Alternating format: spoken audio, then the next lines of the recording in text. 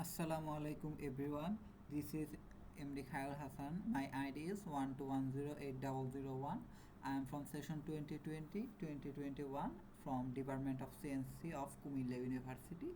Today my presentation topic is image enhancement in the frequency domain. In this presentation we will explore the fundamental Fourier methods, dive into mechanics of two-dimensional discrete Fourier transform, look at how frequently filtering actually operates. So let's start my presentation. So here is the outline of my presentation. The topics I will be discussing later. So first of all, what actually is the Fourier transform? In short, Fourier transform allows us to step outside of the standard pixel grid. It transforms a spatial domain image data into frequently components capturing both magnitude and phase. This mathematical shift enables us to analyze and manipulate periodic structures and background noise that are otherwise incredibly difficult to isolate in the spatial domain. So here is the key equations of the continuous 1D Fourier transform and discrete 1D Fourier transform. So its practical uses are the noise suppression, texture analysis, image sharpening, convolution acceleration via multiplication in frequency domain. So now we come to the two-dimensional discrete Fourier transform and inverse of it. Because images are two-dimensional, we must extend this concept. This brings us to 2D discrete Fourier transform and its inverse. So the use it maps a m into n image to its 2D frequency representation, and its inverse of it reconstructs the spatial image. So its use cases are the frequency domain filtering, fast convolution via FFT, special feature extraction, aliasing analysis. So then here is the filtering in the frequency domain. So first the Y, according to the convolution theorem, a complex mathematically heavy convolution in the spatial domain is equivalent to a simple element wise multiplication in the frequency domain. So then how it works actually, the filter.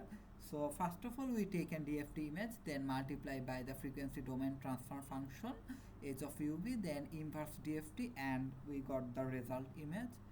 So the consideration while we applying this is its effect wraparound need for padding, preservation of the phase for structure retention, and windowing to reduce ringing. So here I have some basic properties of the frequency domain. So first of all we got the linearity. The DFT of a linear combination of image equal to the linear combination of their individual DFT. This allows us to process the components individually. So then we got the shift theorem. So a special shift theorem allows us to phase modulation in frequency critical when aligning the filters.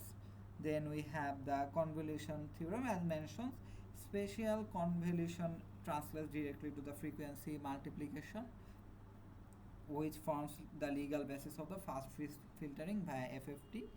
Then we have the symmetry. Because real world images consist of real valued pixels, their values of and frequency spectrum exhibits conjugate symmetry. Then we have some basic filters and their properties. First of all we got the low pass filter. So low pass filter allows selects a specific range and then allows all the frequencies under it to pass around. It removes noise and small details, produces smoothing and blurring. Then we got the high pass filter.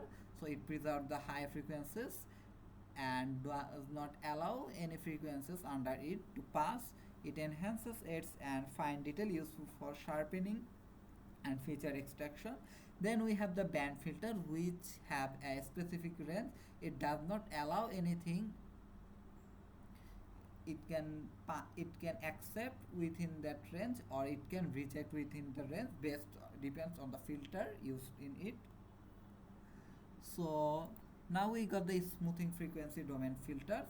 We also call them low pass filters. So first of all, ideal low pass. How the low is how this filter works. It takes a noisy inputs and after filtering, it gives us a smoothing output. So the in ideal low pass filter, cutoff based binary mask sharp frequency cutoff server. It gives server ringing in the spatial domain used when strict band limiting is needed. Then we got the Butterworth low pass filter. It is order control smooth translation. Its parameter in order adjust roll of stiffness. Then we got the Gaussian low pass filter, infinitely smooth. It does not have any ringing. Excellent spatial localization controlled by signal, often preferred for natural looking smoothing.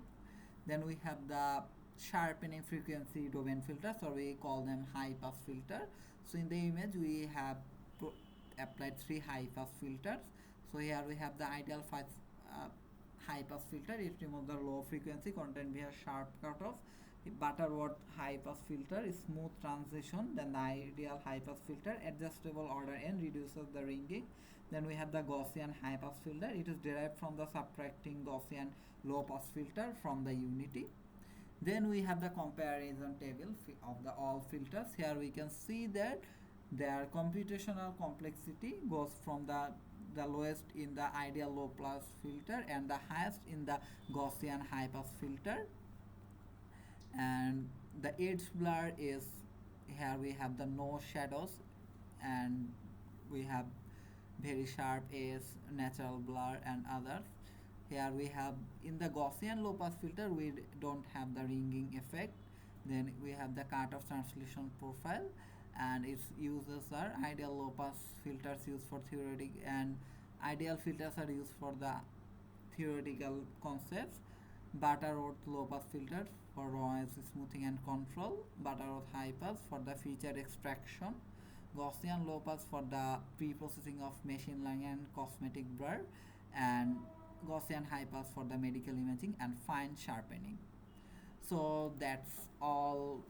So that's all. Thank you for listening to me, and assalamu alaikum.